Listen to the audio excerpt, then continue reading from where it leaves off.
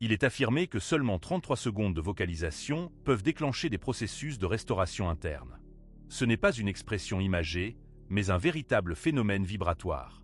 Il s'agit d'une connaissance perdue depuis longtemps, transmise par le divin Thoth dans les sanctuaires de l'Égypte ancienne et restée cachée pendant des millénaires. Bien avant l'avènement de la médecine moderne, cette vérité était déjà connue. On dit qu'un son précisément choisi peut activer un champ de guérison invisible. La propre voix humaine agit alors comme un instrument clé. Dans les instants qui suivent, on pourra ressentir la manifestation de cet effet, car les recherches scientifiques ont déjà confirmé ce phénomène. Cependant, Thoth possédait cette connaissance bien avant les découvertes scientifiques. On croyait que la parole prononcée en harmonie avait le pouvoir de transformer les mondes. Et celui qui maîtrise l'art de la vibration n'a plus besoin de chercher des solutions à l'extérieur. Il n'est pas nécessaire d'y croire. Il suffit d'écouter, de ressentir et de chanter. Il est important de rester jusqu'à la fin, car c'est à ce moment que l'activation complète se produit et que le processus de guérison, observé de l'intérieur, commence. Le son est perçu comme un pont, reliant le visible à l'invisible. Celui qui vocalise avec une intention profonde est capable de guider l'esprit à travers la substance matérielle. À l'époque où les initiés égyptiens demeuraient dans un silence absolu au sein de chambres de pierre obscures, des transformations invisibles commençaient à se produire. Ils n'écoutaient pas de musique, ne récitaient pas de textes appris par cœur et ne cherchaient aucune distraction. Ils attendaient patiemment. Ils attendaient ce son unique et juste. Car dans l'Égypte ancienne, le son n'était pas une forme de loisir ou de divertissement. Il représentait une force puissante. C'était une technologie sacrée, dotée d'une signification profonde. Lorsque le prêtre prononçait enfin la vibration exacte et mesurée, quelque chose à l'intérieur du corps de l'initié subissait une réorganisation interne. C'était comme si l'esprit s'éveillait en réponse à un appel primordial, venant des profondeurs de l'être antérieur à la naissance. Ces prêtres étaient bien plus que de simples musiciens.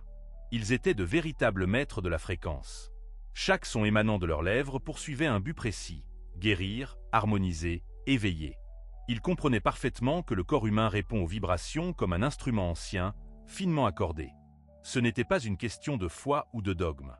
C'était une pratique séculaire, affinée au fil des générations, car pour eux, chaque partie du corps résonnait dans sa propre gamme unique. Le foie, le cœur, les reins, les terminaisons nerveuses, tout possédait sa propre vibration. Et lorsqu'un organe était affecté par une maladie, il était guéri non pas par des substances externes ou des médicaments, mais par le son. C'était un son précis, dirigé et chanté à une fréquence de guérison strictement définie. Thoth a laissé des écrits sur tout cela, qui ont miraculeusement survécu à la destruction catastrophique de l'Atlantide. Lorsqu'il arriva en Égypte, apportant avec lui les principes fondamentaux de la science divine, il instruisit les prêtres à utiliser les vibrations sonores non seulement pour restaurer et réorganiser les tissus corporels, mais aussi pour ouvrir des portails cachés et invisibles au sein de l'âme humaine.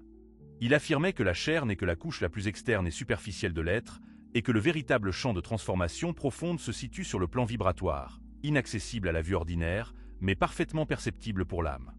Dans la légendaire salle d'Amanti, qu'il décrivait comme une dimension interdimensionnelle unique située sous terre, Thoth expliquait en détail comment il utilisait des tons purs, des sons chantés avec une géométrie vibratoire particulière, pour guider les initiés dans un état entre les mondes. C'est dans cet état de conscience modifié qu'ils accédaient à des souvenirs oubliés depuis longtemps, purifiaient les expériences traumatisantes des incarnations passées et recevaient de puissantes mises à jour énergétiques, capables même d'influencer les processus de vieillissement biologique. Cependant, rien de tout cela n'était visible à l'œil nu. Le son n'était pas seulement perçu par l'ouïe. Il penetrait, il impregnait profondément. Il révélait les couches cachées du champ énergétique. Et cette circonstance explique pourquoi les sons sacrés étaient exécutés exclusivement lors de rituels strictement définis, dans des lieux spécialement désignés et uniquement par des personnes ayant suivi une formation tout au long de leur vie. La responsabilité qui leur incombait était si colossale que les moindres erreurs pouvaient non pas guérir, mais au contraire, détruire le champ vibratoire de l'initié. Ces sons sacrés étaient transmis exclusivement par voie orale, de génération en génération. Ils n'ont jamais été consignés dans des sources écrites accessibles au grand public. En substance, ils représentaient des codes énergétiques, une sorte de mot de passe, et seuls ceux qui étaient véritablement prêts pouvaient percevoir et assimiler leurs effets profonds. Thoth lui-même avertissait, celui qui chante sans la conscience appropriée disperse son énergie vitale. Cependant, celui qui chante avec une pureté d'intention absolue éveille le feu caché au sein de l'âme. Et ce feu n'est pas une métaphore, il est réel. Il palpite au centre même de l'être humain. Il demeure dans un état dormant, attendant son heure, son appel. Et cet appel peut être initié par un seul et unique ton. Les anciens sages savaient parfaitement que la véritable guérison ne vient pas de l'extérieur. Elle représente une réorganisation interne de ce qui existe déjà intrinsèquement. Et le son, lorsqu'il est prononcé ou chanté correctement, n'apporte rien de nouveau au corps humain. Le son n'introduit rien de nouveau dans l'organisme. Il ne fait qu'éliminer les obstacles qui entravent le flux naturel de l'énergie interne. Il n'est pas nécessaire d'y croire, il suffit d'en ressentir l'effet. Car même si la conscience humaine ne le réalise pas, son corps est déjà familier avec ces vibrations. L'âme les reconnaît, car elles ont été imprimées en chaque être dès le moment de son apparition dans ce monde. Et les Égyptiens n'étaient pas la seule civilisation à posséder cette connaissance. Alors qu'ils élevaient leurs chants dans les salles des temples, à l'autre bout de la planète, une autre culture exécutait également ces syllabes sacrées. Lorsqu'il devient évident à quel point ces traditions géographiquement éloignées ont en commun, on comprend que cela n'a jamais été une coïncidence. C'était un plan global, un héritage ancien, une vérité universelle qui s'est répandue sur toute la Terre. L'univers, selon ces enseignements, a été littéralement chanté dans l'existence. Tandis que les prêtres égyptiens remplissaient les couloirs de pierre des temples de son sacré, à l'extrémité opposée du monde, les sages de l'Inde comprenaient déjà quelque chose d'encore plus profond. Toute la réalité cosmique, affirmait-il, a été créée par le son. Elle n'a pas été formée par des instruments, ni construite par des mains. Elle a été chantée. Les Védas, considérés comme les plus anciens textes spirituels enregistrés, décrivent l'origine du cosmos comme le résultat direct d'une vibration primordiale. Le son n'est pas apparu après, il a été le premier. Il était en soi un acte de création. Un ton informe qui, en se manifestant, a engendré la lumière, la forme, le mouvement et l'existence même. Et ce son, selon les sages védiques, continue de vibrer. Il palpite toujours au centre même de toute chose. Ce son primordial est appelé Nada Brahma, ou le son divin. L'idée que le monde est son n'est pas une métaphore poétique, c'est une affirmation littérale qu'il défendait. Il est remarquable que cette affirmation répète exactement ce que Tho enseignait à ses élèves les plus avancés. Selon lui, l'univers est une conséquence directe de la vibration de l'esprit universel. Une intelligence vivante qui pense en fréquence, crée par le son et se manifeste en énergie. Tho affirmait qu'en comprenant le son de la création, les êtres humains se libèrent de la prison de la matière. Cela s'explique par le fait que ce son n'a pas seulement créé le monde, il continue d'organiser et de structurer la réalité. Il disait, le son gouverne les formes. Celui qui maîtrise le son, maîtrise la forme. Et celui qui maîtrise la forme, marche entre les mondes comme un avec les dieux. Cette déclaration n'est pas une métaphore. C'est un langage codé, transmis oralement pendant des siècles et gardé dans le plus grand secret. Et tout cela prend encore plus de sens lorsqu'il devient clair que ce son primordial ne se trouve pas quelque part à l'extérieur. Il vibre à l'intérieur de chaque être, en ce moment même. La structure du corps, les cellules, le champ énergétique, tout réagit au motif sonore originel qui a engendré les étoiles. Le corps humain se présente comme une partition vivante, où chaque organe est une note, et chaque battement de cœur est un écho lointain de ce premier son créateur. Les Védas décrivent également ce son comme Tohem. Ce n'est pas seulement un mot, mais une vibration universelle qui résonne sur tous les plans de l'existence. Lorsque l'on chante Tohem avec une présence totale et un silence intérieur, on n'atteint pas seulement la relaxation. On établit un contact profond avec la source primordiale. On commence à vibrer à l'unisson avec la force qui a formé des galaxies entières. C'est comme si l'univers se souvenait de qui vous êtes, et que vous aussi, vous vous souveniez de vous-même. Cette mémoire ne vient pas de l'esprit rationnel, elle émane d'un champ énergétique plus profond. C'est pourquoi de nombreuses personnes qui pratiquent le chant conscient rapportent un sentiment de calme profond et une expansion inexplicable de la conscience. Une clarté qui dépasse les capacités de l'esprit ordinaire. Ce n'est pas le fruit de l'imagination, c'est une véritable réunification. Le plus impressionnant est que ces corpus de sagesse, séparés par des océans et des milliers d'années, exprimaient la même vérité en utilisant des mots différents. Et lorsque des traditions si éloignées affirment la même chose, la question se pose inévitablement. Pourquoi cette connaissance a-t-elle été cachée? Et, plus important encore, pourquoi n'en a-t-on jamais parlé au grand public? Mais il y a un autre aspect. Si l'univers vibre comme un chant vivant, il est aussi capable de résonner avec tout ce qui se trouve à l'intérieur de l'être humain. Cela signifie que si une personne est en disharmonie, son corps entre en conflit avec la musique du tout. Cependant, lorsqu'elle vibre correctement, l'univers répond. Et c'est là que tout commence à prendre encore plus de réalité. Lorsque l'on réalise que l'univers a été littéralement chanté dans l'existence, on ne peut plus ignorer la vérité qui frappe avec insistance à la porte de la science moderne. Pendant longtemps, de telles affirmations ont été qualifiées de mysticisme, de superstition ou d'erreur ésotérique. Cependant, la physique, La biologie et même la médecine commencent à arriver à la même conclusion. Tout vibre. Tout est en mouvement constant. Tout réagit à la fréquence. Cette affirmation n'est plus l'apanage des moines ou des maîtres anciens. Elle est désormais présente dans les laboratoires, les revues scientifiques et les recherches évaluées par des pairs. Et le plus impressionnant est que cela confirme mot pour mot ce que Tho disait il y a des millénaires. L'être humain n'est pas un corps solide. Il est composé d'atomes. Et ces atomes sont en grande partie de l'espace vide. Ils ne sont pas fixes, ni immobiles, ni immuables. Ils sont constamment en mouvement, vibrant à différentes vitesses. Et ce qui détermine le bien-être, la façon de penser ou même l'apparition des maladies, c'est précisément la fréquence à laquelle vibrent ces composants de l'être humain. Cela semble simple, mais cela a un impact dévastateur lorsque toute la profondeur de cette compréhension est réalisée. Car si tout à l'intérieur de l'être humain vibre, alors tout à l'intérieur de lui peut être reprogrammé. C'est la vérité devant laquelle la science moderne commence à s'incliner. Le domaine de recherche scientifique, connu sous le nom de cymatique, démontre de manière convaincante que le son a la capacité de littéralement former la matière. Ainsi, par exemple, un son bas et dissonant génère des motifs chaotiques et désorganisés. En revanche, un son harmonieux crée des figures géométriques parfaitement ordonnées. Ce phénomène peut être observé de visu, il est tangible et entièrement reproductible. Il suffit de placer du sable sur une plaque vibrante pour voir de ses propres yeux comment les différentes fréquences organisent ou, au contraire, désorganisent cette matière. Il convient maintenant de réfléchir. Si le corps humain est composé à plus de 70% d'eau, et si le son a un pouvoir si puissant d'organiser la matière, que se passe-t-il lorsque l'on est exposé à des sons disharmonieux, des bruits toxiques, des mots négatifs ou, pire encore, des pensées répétitives remplies de peur, de jugement et de sentiments de manque? Car cela aussi est une vibration, et elle façonne continuellement la réalité intérieure de l'être humain. C'est pourquoi, dans ses enseignements hermétiques, Tho indiquait clairement que tout dans l'univers est soumis à la loi. Et l'une des lois les plus fondamentales est la loi de la vibration. Il affirmait que tout déséquilibre découle d'une rupture du rythme naturel. Là où il n'y a pas d'harmonie, il y a une rupture, et là où il y a une rupture, la maladie, le conflit et la stagnation se manifestent inévitablement. Cependant, Tho a également prononcé quelque chose d'encore plus profond. Tout le chaos peut être inversé en restaurant le rythme, et ce rythme peut être atteint par le son. La phrase attribuée à Tho, « Cherchez le rythme, et en lui vous trouverez la vie. Brisez le rythme, et le chaos prendra forme », n'est pas une métaphore poétique. C'est une sorte de manuel d'utilisation, caché à la vue de tous, car il révèle le code profond qui sous-tend tous les systèmes vivants. Lorsque la vibration est correcte, la vie circule librement. Lorsqu'elle est perturbée, l'énergie stagne et tout commence à se désintégrer. La science moderne, parfois sans le savoir, arrive précisément aux conclusions qui étaient déjà connues des civilisations anciennes. Et le pont qui relie ces deux mondes est le son, car le son agit là où la vue ne peut pénétrer. Il réorganise le champ énergétique, stabilise l'état émotionnel, purifie l'esprit.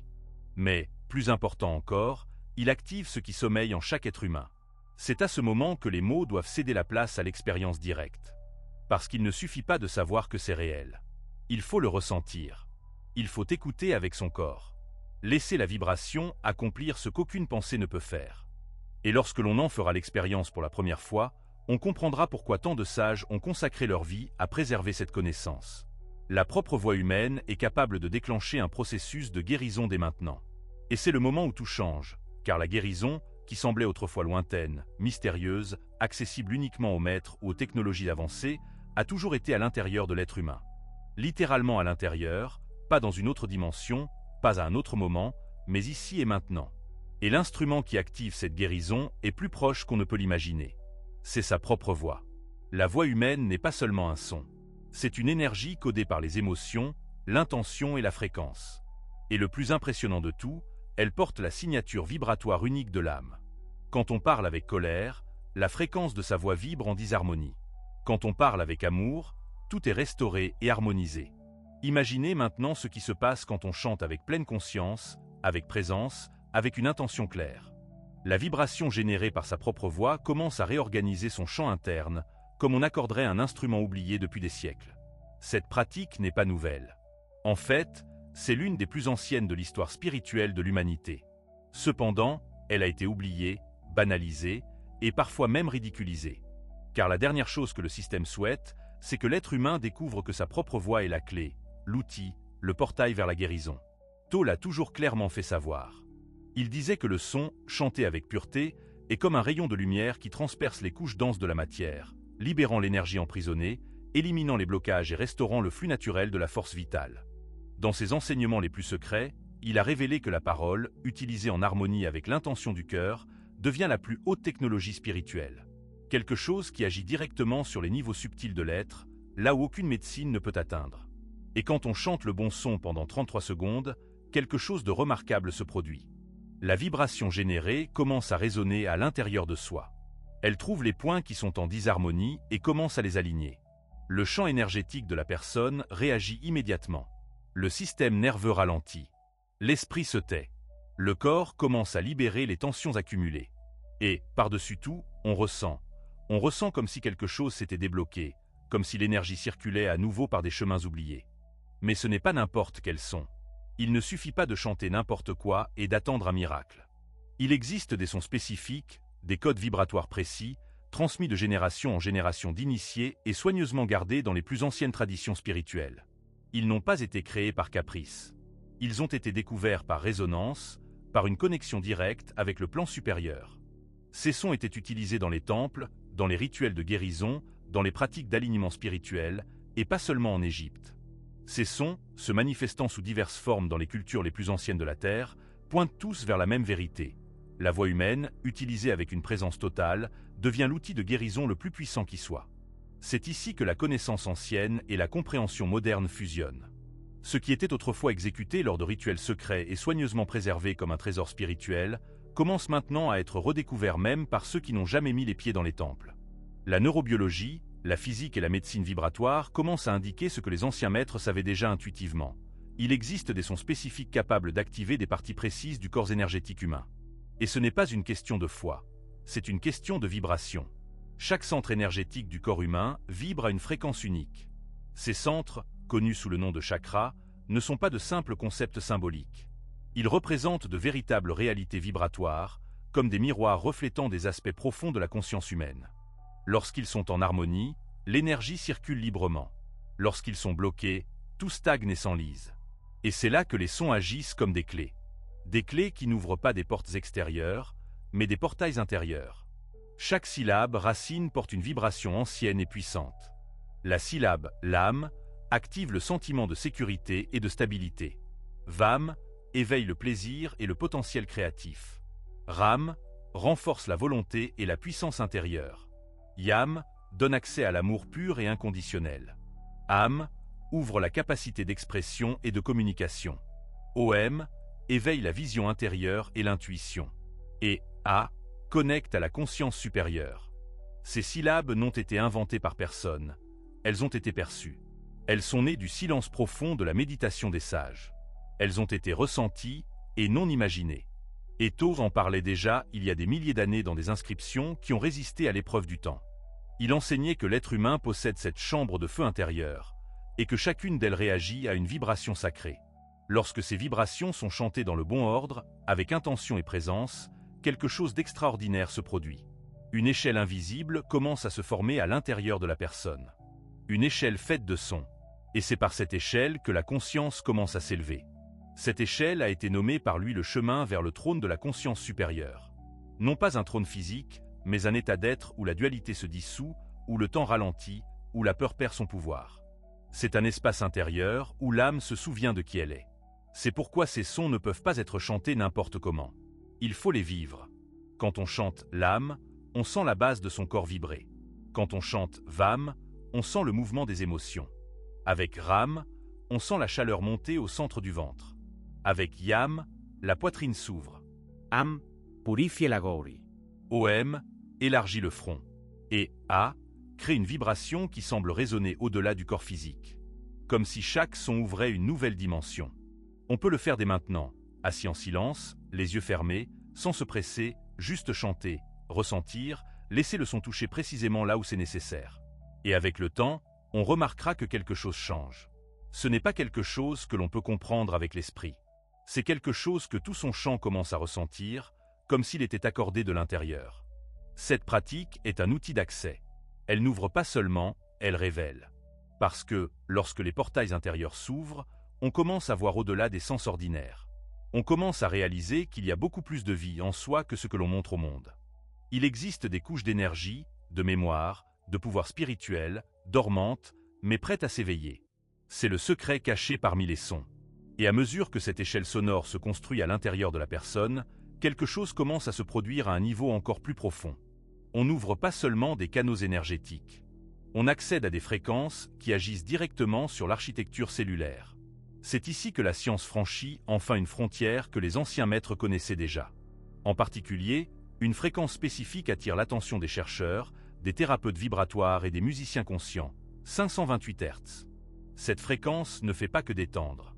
Elle a un effet réel et mesurable sur le corps humain. Des études montrent que 528 Hz favorise la régénération cellulaire, la réparation des brins d'ADN endommagés et le renforcement de la vibration du champ électromagnétique humain. Et ce qui est encore plus impressionnant, c'est qu'il n'est pas nécessaire d'avoir un équipement coûteux ou des technologies avancées pour en tirer profit. On peut chanter cette fréquence avec sa propre voix. C'est ici que les enseignements de Tho brillent d'une clarté cristalline. Il disait qu'il existe des sons accordés au pouls de la terre et à la vibration du soleil. Et que, lorsque ces sons sont chantés en accord avec la bonne respiration et l'intention, le corps entre dans un état d'harmonie qui transcende la matière. Il a appelé cette fréquence la « clé du cœur ». C'est un son qui non seulement guérit, mais aussi restructure, non seulement équilibre, mais aussi éveille. La vibration de 528 Hz agit comme un champ de cohérence. Elle organise ce qui était désordonné. Elle dissout les schémas de douleur et restaure le langage originel des cellules. Cela signifie que les propres tissus de la personne commencent à se souvenir comment se régénérer, comment revenir à leur état naturel de perfection, antérieur au traumatisme, au conditionnement et à la déconnexion. Et lorsque cette fréquence est vocalisée, tout le corps répond. Les couches énergétiques autour du champ de la personne s'étendent. La respiration s'approfondit. L'esprit commence à ralentir. On se sent comme si on rentrait à la maison. Ce n'est pas quelque chose que l'on peut comprendre avec l'esprit, c'est quelque chose que l'on ressent. Comme si le corps disait « c'est ça, c'est ce dont j'avais besoin ». Cependant, il y a un détail que peu de gens connaissent. Un détail qui change tout. La vibration agit avec une force énorme, mais c'est dans l'espace qui suit le son que le miracle s'ancre véritablement. Après avoir chanté, après avoir vibré, après avoir transmis la fréquence, le silence arrive. Et dans ce silence, tout s'apaise. Le système nerveux passe du mode de protection à une récupération profonde. L'énergie bloquée commence à se répartir doucement. Le corps écoute. L'âme écoute. C'est dans cet espace entre les sons que la sagesse ancienne se révèle avec plus de clarté. Les moines tibétains ont structuré leur chant pendant des siècles de manière à honorer non seulement la vibration elle-même, mais aussi l'espace entre elles, car ils savaient que le son active, mais le silence intègre. Le son éveille, mais le silence révèle. Tho en parlait avec révérence. Il affirmait que le silence est le gardien du pouvoir, et qu'entre un mot et un autre se manifeste l'esprit. L'intervalle entre deux notes n'est pas une absence, c'est une pure présence. C'est là que la magie descend pour s'ancrer dans le corps. Et quand on commence à inclure cet espace dans sa pratique, tout change, parce qu'on ne crée pas seulement du son, on crée un chant. Et ce chant commence à stocker un nouveau motif vibratoire. Un motif qui dit au système de la personne « Maintenant, vous êtes en sécurité. Maintenant, vous pouvez guérir. Maintenant, vous pouvez vous souvenir. » Chantez pendant 33 secondes et ressentez. Et c'est dans cet espace subtil entre un son et le suivant, dans ce silence rempli de présence, que quelque chose commence à se produire. Quelque chose que l'esprit ne peut expliquer. Parce que plus on chante avec intention, plus on permet à sa propre voix de résonner avec son âme, plus une sensation étrange, familière, presque indescriptible commence à se manifester. Comme si quelque chose, enfoui très profondément à l'intérieur, commençait lentement à remonter. Ce n'est pas seulement du bien-être. Ce n'est pas seulement un soulagement. C'est une mémoire.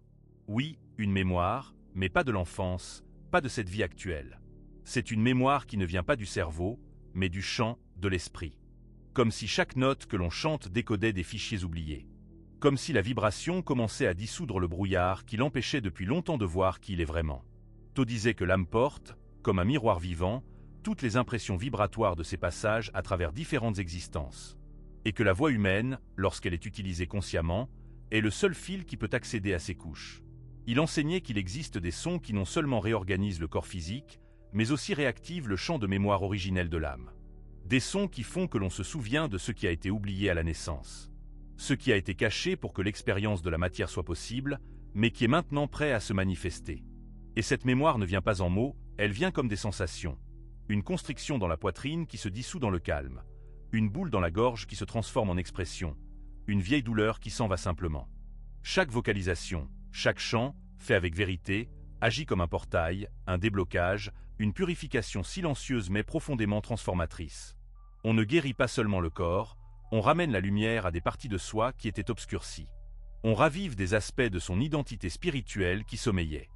Et c'est pourquoi beaucoup, en pratiquant ces sons, ressentent le besoin de pleurer sans savoir pourquoi, ou ont des frissons, ou des souvenirs fragmentés qui semblent venir de nulle part. C'est réel. C'est ce qui se passe quand le son pénètre les couches les plus profondes de l'être. Il ne s'agit pas d'apprendre une technique. Il s'agit de se souvenir de qui l'on est. Et à chaque note, à chaque répétition, on commence à remarquer quelque chose qui ne peut plus être ignoré. Son âme répond. Quelque chose à l'intérieur de soi revient. Quelque chose qui a toujours été là, mais qui attendait le bon moment pour s'éveiller. Et ce moment est venu. Parce que maintenant, l'énergie est activée, le champ est ouvert, et le son a déjà commencé son travail silencieux. Il ne reste plus qu'une chose, entrer en pleine présence et chanter. Ne pas chanter juste pour chanter, mais chanter comme si la vie en dépendait. Comme si c'était une prière silencieuse, un acte pur de réunification avec ce qui est l'essence. Un geste d'abandon absolu. Asseyez-vous droit. Éteignez toutes les distractions.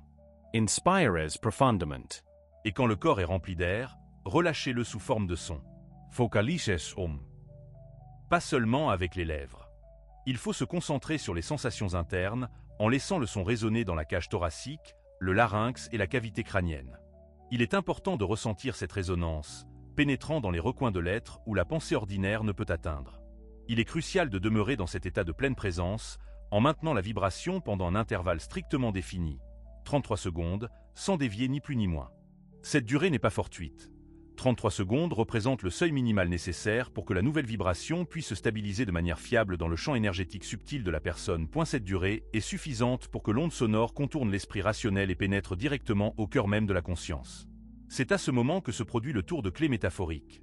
Le code originel se met en place et l'énergie auparavant dispersée commence à s'ordonner et à se structurer. Il ne faut pas se soucier d'atteindre la perfection technique dans la vocalisation. Il est bien plus important de maintenir une présence totale, une intention pure et un abandon absolu au processus. Laissez le son s'écouler librement de l'intérieur, comme un appel profond, un doux rappel ou une chaude étreinte intérieure, émanant de l'essence même de votre être. Après les 33 secondes indiquées, plongez dans un état de silence profond. À ce moment, il suffit de ressentir, d'écouter ce que le corps communique et ce que l'âme révèle. Bien que les changements puissent sembler subtils, quelque chose se transforme définitivement. De plus, ces changements ont déjà commencé à se produire. Le son OM n'est pas un son ordinaire. Il représente la vibration primordiale de la création, la note fondamentale de l'existence elle-même. Lorsque l'on vocalise consciemment ce son, on n'émet pas seulement une onde acoustique. On se connecte en fait à cette fréquence originelle et primordiale. Ainsi, la séparation illusoire entre la perception actuelle de soi et son essence véritable et éternelle, celle que l'on a toujours été, se dissout. C'est la sagesse vivante de Tho, qui palpite au sein de chaque être non pas comme un concept abstrait, mais comme une expérience directe et immédiate. Et maintenant que cette sensation a été vécue, que la vibration a été activée et ressentie, il n'y a plus de retour possible à l'état d'être antérieur.